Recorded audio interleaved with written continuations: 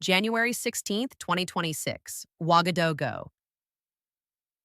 History was made today as Russian-made S-300 air defense systems arrived in Burkina Faso, fundamentally transforming the military landscape of West Africa.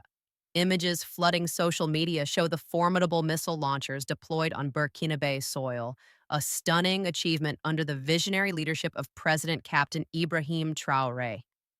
At just 36, Traoré has revolutionized his nation's defense capabilities, forging strategic partnerships with Russia, China, and Turkey, while expelling foreign forces that failed to deliver security. In an exclusive interview, President Traoré discusses this game-changing acquisition and his bold vision for Burkina Faso's sovereignty. Good afternoon. Thank you for this opportunity to speak directly to the people of Burkina Faso and to our brothers and sisters across Africa and the world. Today marks a historic moment for our nation, a moment when we declare to the world that Burkina Faso's sovereignty is non-negotiable and our determination to defend it is absolute. I'm honored to share our vision and the path we've chosen for our future. Burkina Faso has received Russian-made S-300 air defense systems, marking a major shift in its national security posture. Images circulating on social media on January 15, 2026, show the long-range surface-to-air missile launchers deployed on Burkinabe soil, capable of intercepting aircraft, cruise missiles, and ballistic threats over distances exceeding 150 kilometers. The deployment follows broader military modernization. In 2025, Burkina Faso acquired Chinese SR5 multiple rocket launchers and VN-22B fire support vehicles for ground operations, plus Turkish Bayraktar TB2 and Akinci drones for surveillance and precision strikes.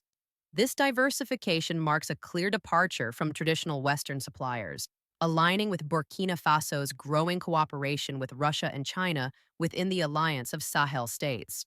For a nation with historically limited air capabilities, the S-300 represents a significant leap, creating a layered defense capable of countering modern asymmetric warfare threats. Mr. President, the S-300 systems have arrived, a historic moment for Burkina Faso. These are weapons typically possessed only by major powers. What drove you to acquire such advanced air defense capabilities? And what does this mean for your nation's sovereignty? Thank you. This is indeed a transformative moment for Burkina Faso and the entire Sahel region. The S-300 acquisition represents the fulfillment of a vision I have pursued relentlessly since taking office, the vision of true sovereignty and self-reliant security. For decades, African nations have been lectured about what weapons we can possess, which partnerships we can forge, and how we should defend ourselves. This paternalistic, neo-colonial approach has kept us vulnerable and dependent.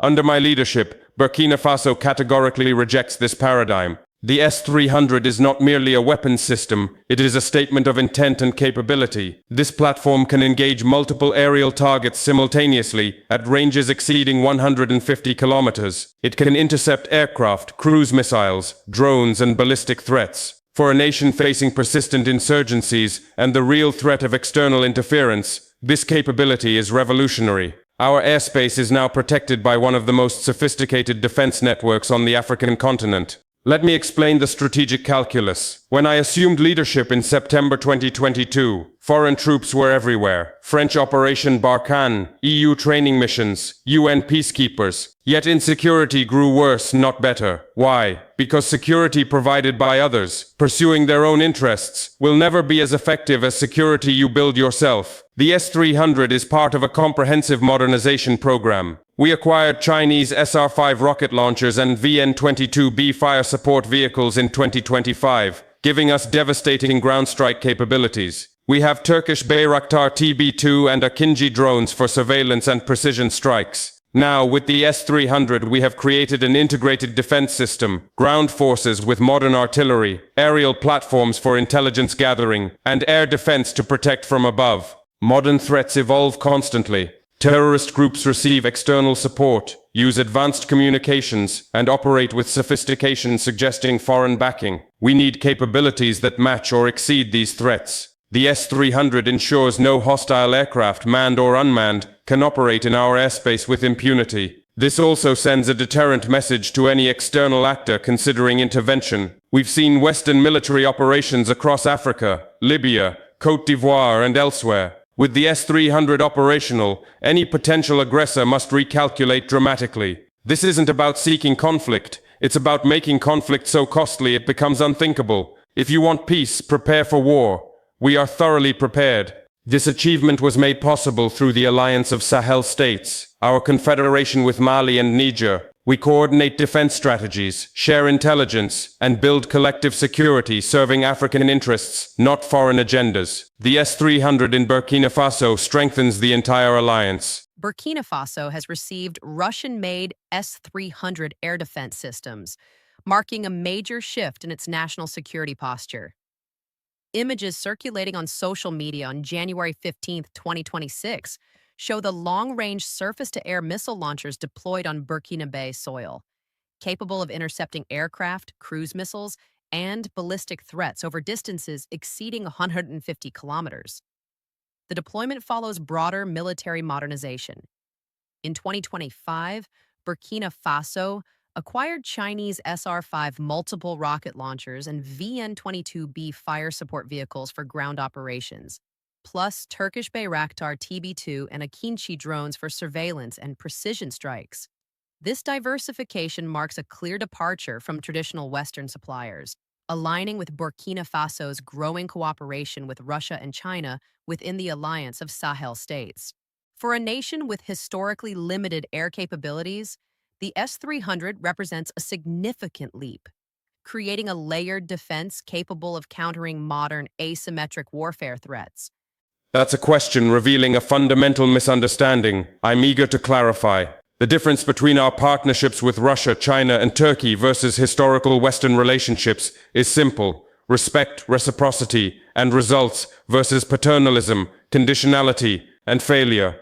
Let's address dependency directly. When France maintained thousands of troops in the Sahel, when Western nations provided equipment with endless strings attached, when every aid dollar came with political conditions and interference in our governance, that was dependency. Real, humiliating, sovereignty undermining dependency. France conducted military operations on our territory, without our approval. Western embassies commented freely on our internal politics. International financial institutions dictated our economic policies. That is dependency. Compare that to Russia. When we approached Moscow about S-300 systems, they didn't demand we change our government structure or adopt specific economic policies. They didn't insist on permanent bases or extraterritorial legal protections. They offered a straightforward transaction between sovereign equals. We pay, they deliver. We maintain full ownership and control. That's not dependency. That's normal commerce between respecting partners. China operates similarly.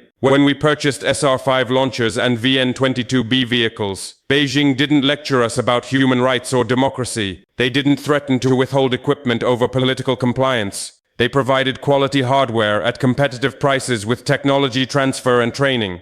China builds infrastructure across Africa, roads, hospitals, stadiums, without condescending paternalism. They don't demand we restructure our economies or hold elections on their timeline. Here's what critics miss. We're not replacing Western dependency with Eastern dependency. We're practicing strategic autonomy through diversified partnerships. We work with Russia on defense, China on infrastructure and artillery, Turkey on drones and technology, and we maintain economic relationships with various nations based on mutual benefit. No single partner dominates. No single partner dictates terms. This is the essence of sovereignty, choosing your partners freely based on your interests. The West calls this authoritarian influence when we partner with Russia or China, but when they attached 47 conditions to a development loan, they called it good governance requirements. When they stationed troops here without meaningful consultation, they called it security cooperation. When their military operations failed to stop insurgencies, they blamed us for lack of capacity. The double standard is breathtaking.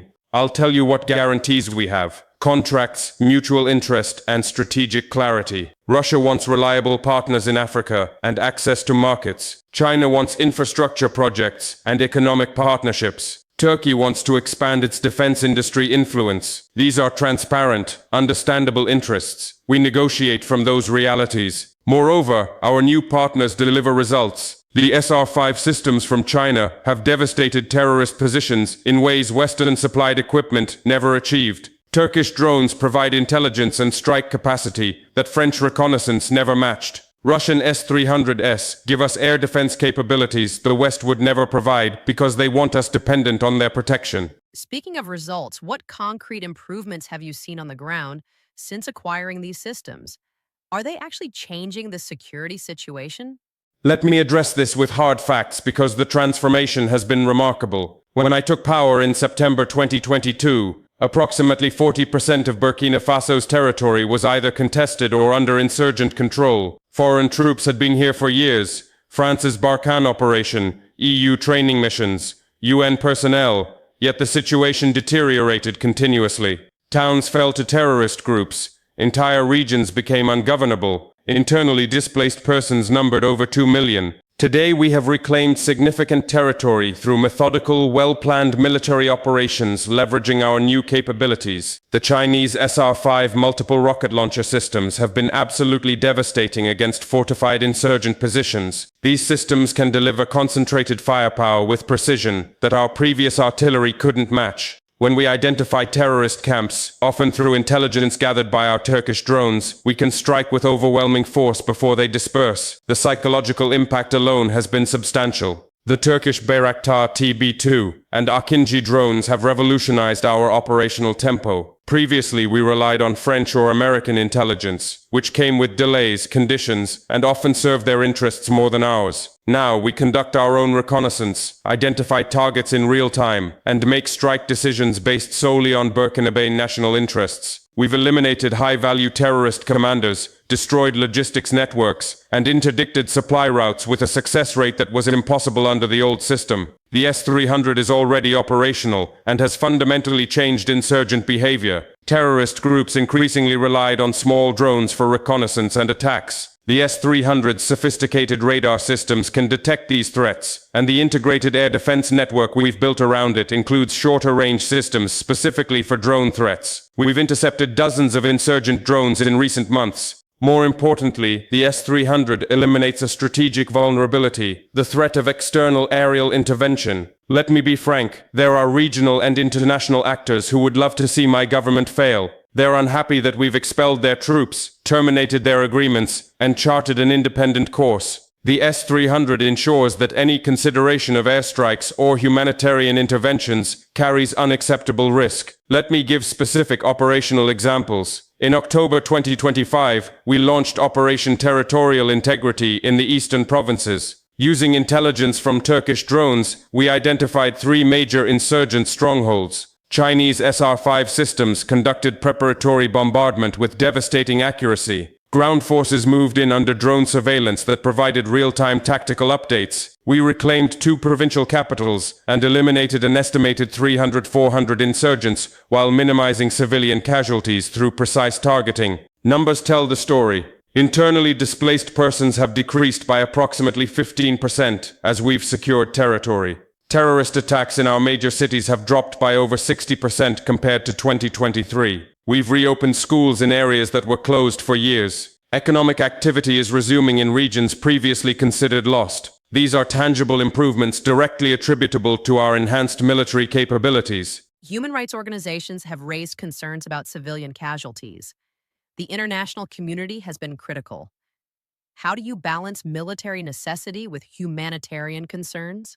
This is perhaps the most frustrating aspect, the staggering hypocrisy regarding human rights. Every civilian death is a tragedy. I personally feel our military operations are conducted with strict rules of engagement designed to minimize civilian harm. We use precision weapons, Turkish drones with guided munitions, Chinese artillery with improved accuracy, specifically to reduce collateral damage. Compare this to Western operations. When France conducted airstrikes in Mali, when American drones operated across the region, how many civilian casualties resulted? Yet those were always regrettable accidents. When African forces defending their own territory cause civilian casualties, suddenly it's a human rights crisis. In January 2021, French airstrikes at a wedding in Mali killed over 20 civilians. In 2020, American drone strikes in Somalia killed numerous civilians. These incidents barely registered in international media. But when Burkina Faso conducts operations in our own territory against insurgents who have slaughtered thousands of our citizens, every casualty is scrutinized and used to delegitimize our government. The insurgents we fight show no mercy whatsoever. They massacre entire villages. They target schools and kill teachers. They execute anyone cooperating with government authorities. They use civilians as human shields deliberately. They recruit child soldiers. When we liberate a village and discover mass graves, when we find schools burned with teachers' bodies inside, where is the international outrage?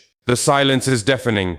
Regarding international criticism, particularly from Western nations and ECOWAS, much is politically motivated, not genuinely humanitarian. Western governments are furious that we expelled their troops. ECOWAS has been compromised by external influence, functioning more as a tool of French policy than a genuine African organization. Does international criticism factor into my decision-making? Very little. My primary responsibility is to Burkinabe citizens, their security, their sovereignty, their future. I'm not governing to win approval from Paris or Washington. I'm governing to secure Burkina Faso's territory and build a nation that stands on its own feet. The greatest humanitarian crisis in the Sahel is insecurity itself. When insurgents control territory, humanitarian aid cannot reach affected populations. The most humanitarian action we can take is defeating the insurgency and restoring security. Our military operations are enabling humanitarian improvements. We've reopened over 2,000 schools in liberated areas. We've restored medical services to regions cut off for years. We facilitated the return of hundreds of thousands of displaced persons to their homes. Final question.